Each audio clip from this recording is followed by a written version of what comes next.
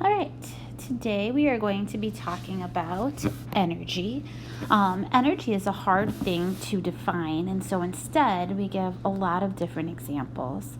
A lot of times when we're talking about energy, we talk about how it can be stored up to be used again later in a different way. Anytime we want to say stored energy, the word we use for stored is potential. There are many different types of potential energy, so just saying potential is not specific enough. We're going to have to say, which of the different types of potential energy are you referring to? Now, wouldn't it be nice if the symbol for energy was E?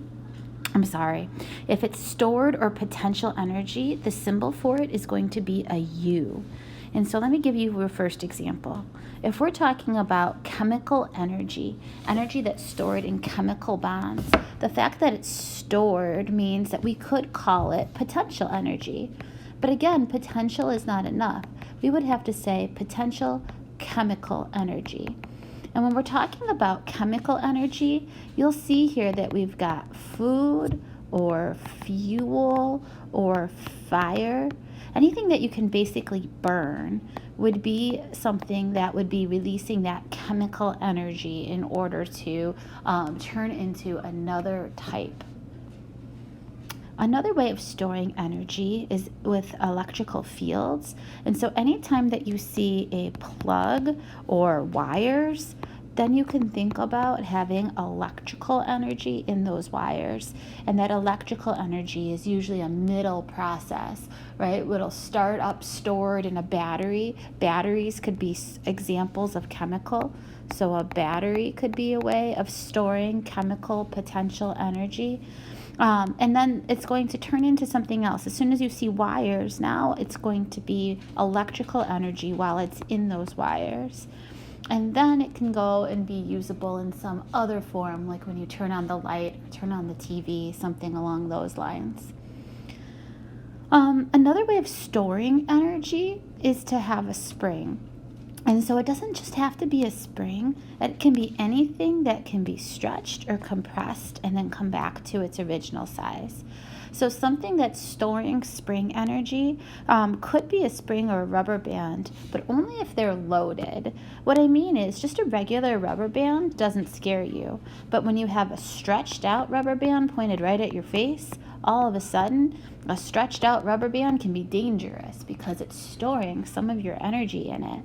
And so if a person had to stretch it out, that person is burning their chemical energy, burning their calories in order to transfer their energy into that stored spring energy. So again, this is another form of potential energy, and that's why we can't ever just use the word potential. Is it potential spring energy, potential chemical energy? How is that energy being stored up to be released again later? This is what you normally think of. When you say the word potential, you're usually referring to gravitational potential. Gravitational potential energy, UG, is energy stored in a gravitational field only if there's height above some zero. So height above zero. The weird thing about zero is you get to pick where zero is. Right? It makes sense that in most cases we're going to pick the ground as a height of zero.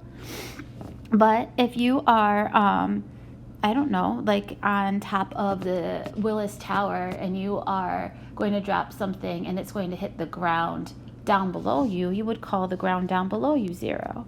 But if you're standing up here and you drop something and it lands right here, you would be allowed to call this a height of zero if you wanted to, because that would be the lowest part that your problem ever got to.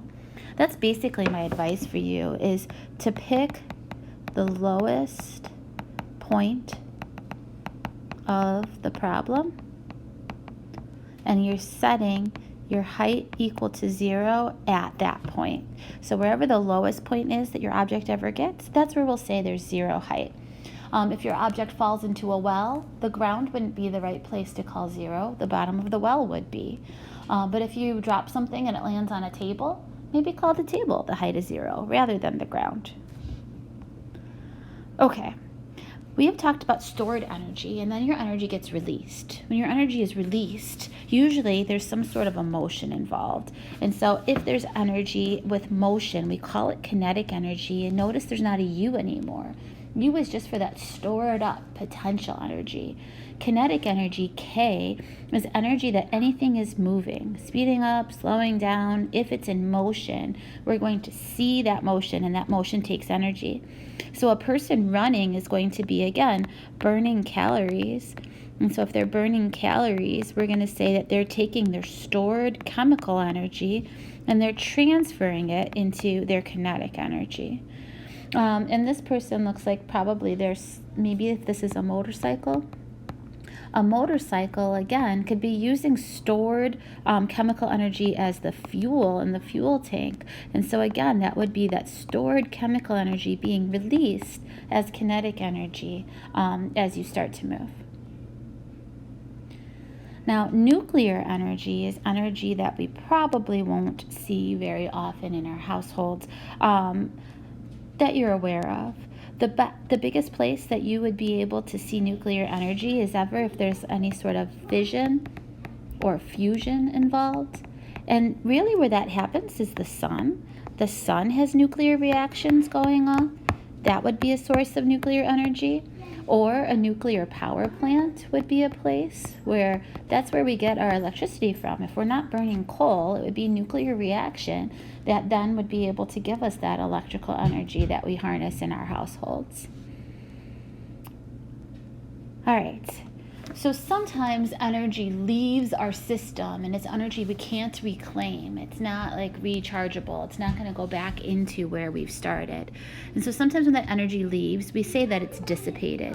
Dissipated means energy that has left our system into the surroundings, and it's not able to be regained. So one type of dissipated energy would be light. If something gives off light, that energy is then released from the object and it doesn't go back in. A good example would be a light bulb where we have, maybe it started off as nuclear energy from a nuclear power plant and then it went into the wires. And so we saw that it was electrical energy in the wires. And then the light bulb gives off light to the surroundings. And so that light leaves the power plant and does not go back in. Or light from a flashlight or light from the sun. Another way of transferring energy out of the system and into the surroundings would be to make a sound. So here, when we see this like battery-powered boombox, the batteries are storing chemical energy, and then that chemical energy goes through the wires, and so the wires would be your electrical energy. And then that electrical energy is going to move a speaker in order to make a sound. And that sound goes out into the environment and it does not go back into recharging your battery. And that's why your batteries drain as you give off your sound.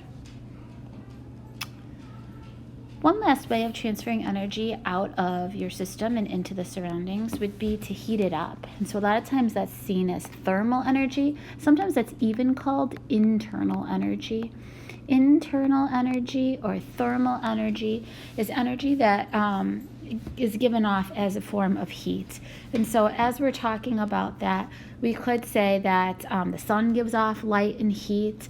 We could talk about your space heater. A space heater, again, might start off as nuclear at the power plant, turning into electrical in the wires, then giving off your heat and light into the surroundings.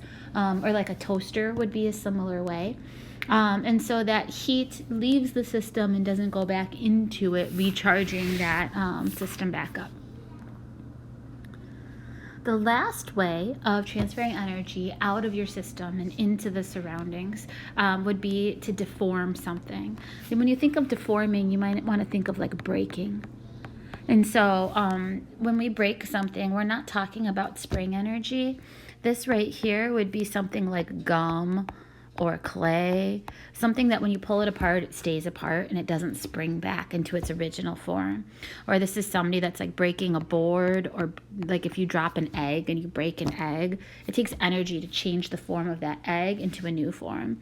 Or when your car crashes, your kinetic energy then turns into, where does it all go? Well, of course, there's some heat There's some sound, there might even be a light, but it took a lot of energy to change the form and to deform your cars and to break them.